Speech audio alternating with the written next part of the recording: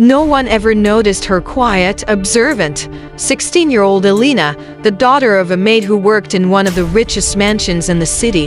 Her mother, Mira, had served the powerful Oberoi family for over 10 years, cleaning marble floors that reflected chandeliers worth more than their lifetime savings. The family's only son, Jan Oberoi, was 19, brilliant, handsome, and the heir to a billion-dollar empire. But for the past few months, he'd been suffering from strange spells, fevers that came without warning, fatigue that drained him to the bone, and sudden moments where he'd lose consciousness. The best doctors money could buy came and went, prescribing medicines, scanning his body, running blood tests, but no one found the cause. The mansion was full of fear and tension. Mrs. Oberoi, his mother, was breaking apart quietly, while Mr. Oberoi had buried himself in meetings, pretending control. But Elina noticed things no one else did. She had always been curious, spending her free time reading the medical books she borrowed from a local library instead of gossiping like the other staff's children. Her dream was to become a doctor one day, but poverty had drawn a hard line around her dreams. Still, her mind never stopped observing. And when she began noticing that Jan's symptoms didn't match what the doctors claimed, something inside her wouldn't rest. She saw how his fingers trembled after meals, how his pupils sometimes didn't react to light, and how his breathing changed subtly before his fainting spells. One afternoon, while cleaning near his room, she overheard the doctor saying it might be psychological stress from studies or family pressure. Elina clenched her fists.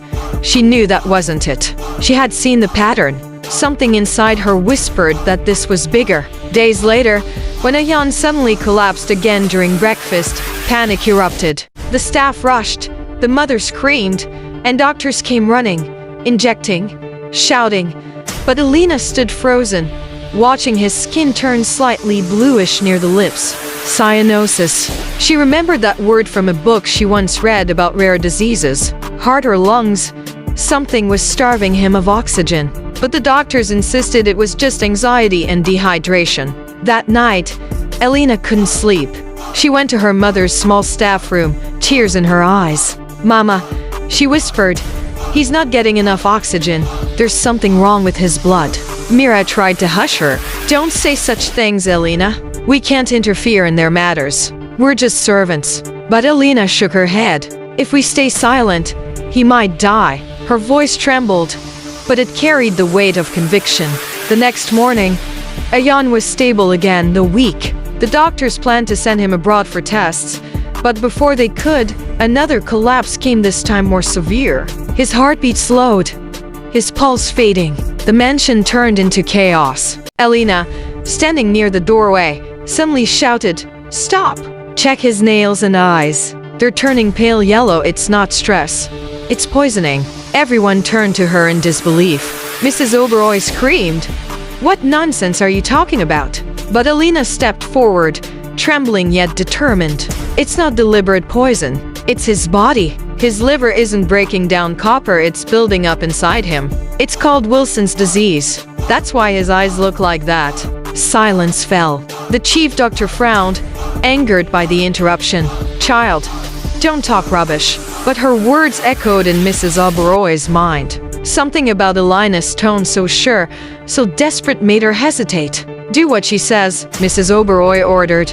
The doctor reluctantly checked Jan's eyes under a light and froze. There it was, a faint golden-brown ring circling his corneas. The Kaiser-Fleischer ring. The girl was right. The copper in his blood was killing him slowly. They rushed to run tests and the results confirmed it. Jan had a rare genetic condition none of the top physicians had considered. The treatment began immediately. Chelation therapy to remove the excess copper. Within days, his body started responding. He survived, but just barely. When Jan woke up in the hospital, weak but alive, the first thing he saw was Elina standing near the window, holding her mother's hand, her eyes swollen from sleepless nights. He whispered faintly, "You saved me." But Elina only shook her head. "I just noticed what others didn't." In that fragile silence, something unspoken passed between them, gratitude, connection. Over the following weeks, Jan's recovery became national news. Billionaire's son saved by Maid's daughter, headline screamed. Reporters camped outside the hospital gates. Mr. Oberoi, usually cold and distant, called Elina and her mother into his office. He stood there, silent, before saying something no one expected. From today, you are not just our staff. Elina, I will sponsor your education. You'll go to the best medical school. Mira broke down crying, falling to her knees, but he stopped her gently. Your daughter saved my son's life. It's the least I can do. Months passed. Elina joined one of the city's top colleges, quietly determined to become a doctor who never ignored the small signs that others missed. But just as things started to fall into place, another storm came. One night, Ayan texted her, "I'm getting worse again." Elina's heart pounded. She rushed to his house, and when she saw him gasping, she realized the truth: the new medication was causing a reaction, and his system was rejecting it. She told the doctors to stop immediately, explaining that the copper levels were dropping too fast, and his body couldn't adjust. The chief physician hesitated, but remembering her last warning, he obeyed. They switched the dosage, and Ayan stabilized again. This time, there was no doubt Elina wasn't just lucky, she was gifted. Mrs. Oberoi hugged her tightly, crying, "You were sent by God." But Elina only whispered, "I just listened to what others didn't." Years later, Ayan fully recovered. He walked across the stage at a charity event, publicly thanking Elina. Cameras flashed, the crowd clapped, and Ayan turned to her, saying, "You saved my life twice. It's my turn to give you yours." That day, he announced a full scholarship program in her name for underprivileged students who dreamed of becoming doctors. The Elina Foundation, he called it. Reporters asked him if he was in love with her, and he smiled, saying, "Love is too small a word for what she gave me. She gave me life." But behind that success, there was one last secret. Months after the foundation started, Elina found an old envelope among her late mother's belongings. Inside was a faded letter, Mr. Oberoi's handwriting. It was dated nearly 20 years ago. Her hands trembled as she read, "Mira, if you choose to keep the child, I will take care of both of you. But she must never know." Tears blurred her vision. The letter revealed the truth: Elina was Mr. Oberoi's illegitimate daughter, born from a hidden relationship long before his marriage. Shock flooded her. It explained why he looked at her with such strange warmth that day. She wanted to confront him, but something inside stopped her. She realized that he had already done right by her in the end. She folded the letter, locked it away, and kept the secret buried, choosing peace over pain. Years later, when she became Dr. Elina Oberoi, the name given to her by Ayan himself, she stood at the inauguration of her new children's hospital. Ayan stood beside her, smiling, his eyes soft with pride. The crowd cheered as she cut the ribbon. But inside her heart, she whispered to her mother, "We made it, Mama."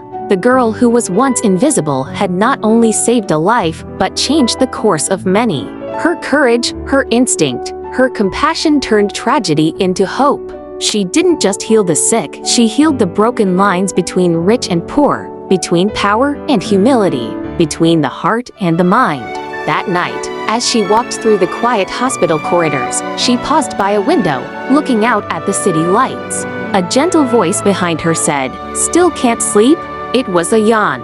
She smiled faintly. "Some habits don't change." He laughed softly, stepping closer. "Neither does my gratitude." There was silence again, comfortable and full of meaning. In the faint glow of moonlight, their reflections merged on the glass to souls from different worlds, bound by something deeper than fate. Subscribe for more emotional, dramatic, and life-changing stories at Life Code Stories.